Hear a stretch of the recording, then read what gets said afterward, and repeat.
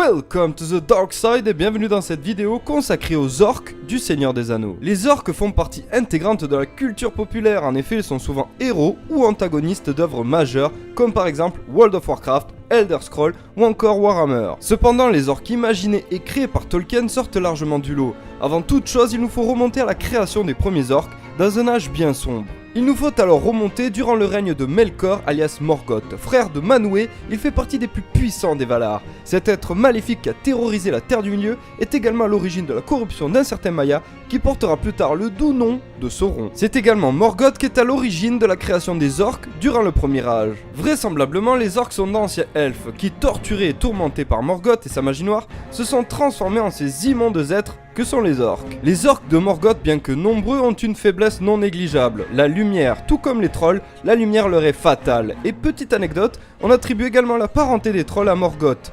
Comme quoi le gars est à l'origine de toutes les saloperies de la Terre du Milieu. Les orques ont été le fer de lance de Morgoth contre les armées des Noldor, mais également pendant la guerre de la Grande Colère, qui opposa Valar, Noldor et certains humains aux armées de Morgoth composées d'orques, balrogs et autres réjouissances diverses et variées. Même après la défaite de Morgoth, les orques vont survivre et créer même un groupe complexe. En effet, ces orques survivent jusqu'au 3e âge, mais ils ne sont plus les seuls. Le terme orque regroupe maintenant les Snaga, les Uruks et les demi-orques. Mais avant de vous expliquer tout ça, il faut revenir sur un petit malentendu. En effet, on peut voir durant toute l'œuvre qu'est le Hobbit le terme de gobelin, une expression que l'on retrouve également dans les films de Peter Jackson à propos des créatures rencontrées dans les mines de la Moria. En réalité, gobelins et orques désignent exactement les mêmes créatures, sauf que certains orques, comme ceux de la Moria, ont évolué pour s'acclimater à leur environnement. Parenthèse fermée, on peut s'attaquer au cas des Snaga. Les Snaga représentent un groupe bien à part au sein des orques.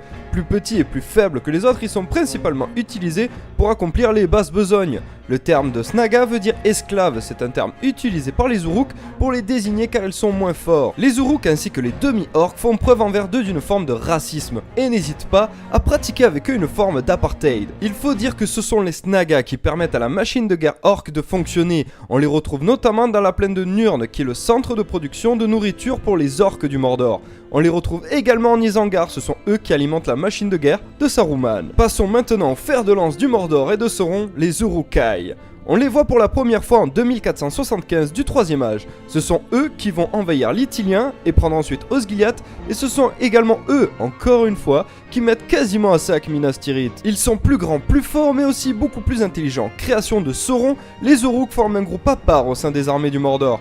En effet, conscients de leur supériorité numérique mais également physique, ils font de toutes les autres races des races inférieures. Tout comme les orques de Morgoth lors de la guerre de la Grande Colère, les Uruks sont le fer de lance de Sauron. C'est d'ailleurs pour cela qu'elles sont commandées par le roi sorcier d'Angmar.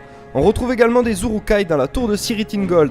Construite par les hommes du Gondor, elle est occupée par des garnisons du Gondor jusqu'en 1636 du 3e âge. Alors oui, il y a bien des Uruks en Isengard, mais ceux qui mettent le siège devant Fort-le-Corps ne sont pas des Uruks, ce sont des demi-orques.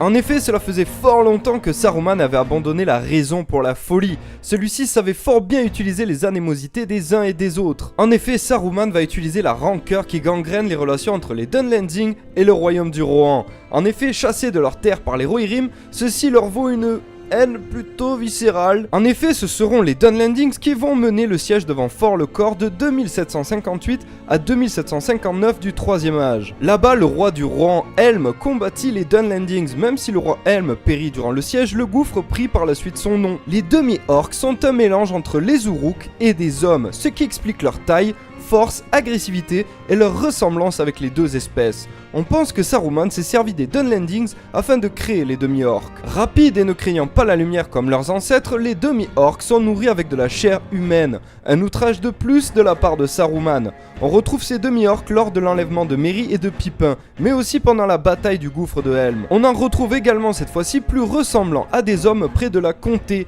Et oui, Saruman aurait fait un trait entre ceux qui auraient l'air plus bestial, utilisés du coup pour la guerre, et ceux au physique plus humain, utilisés pour l'espionnage. Bien que l'on nous montre les orques comme des bêtes féroces, ceux-ci font preuve d'humour et ont une culture bien à eux. Privés de maîtres comme après Morgoth, ils font des petits royaumes et chaque tribu, royaume, a son propre langage. Sauron va unifier les orques avec une langue noire caractéristique du Mordor. Cependant, à sa chute, les orques vont repartir sur un mode de vie tribal, mais organisé. Les orques ne se reproduisent pas par magie, ils se reproduisent comme toutes les autres espèces du Seigneur des Anneaux. En effet, il est dit qu'ils se reproduisent reproduisent comme tous les autres enfants d'Iluvatar. Cependant, on n'a jamais vu de femme orque. Cela ne veut pas dire qu'elle n'existe pas. C'est la fin de cette vidéo et j'espère véritablement qu'elle vous a plu. Si c'est le cas, n'hésitez pas à lâcher le pouce bleu, le partage, le commentaire et à vous abonner à la chaîne si ce n'est pas le cas. N'hésitez pas à nous rejoindre sur les réseaux sociaux, que ce soit Twitter, Facebook ou encore la force c'est bien, le côté obscur c'est mieux.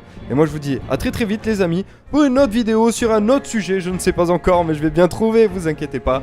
À très vite et que la force soit avec vous.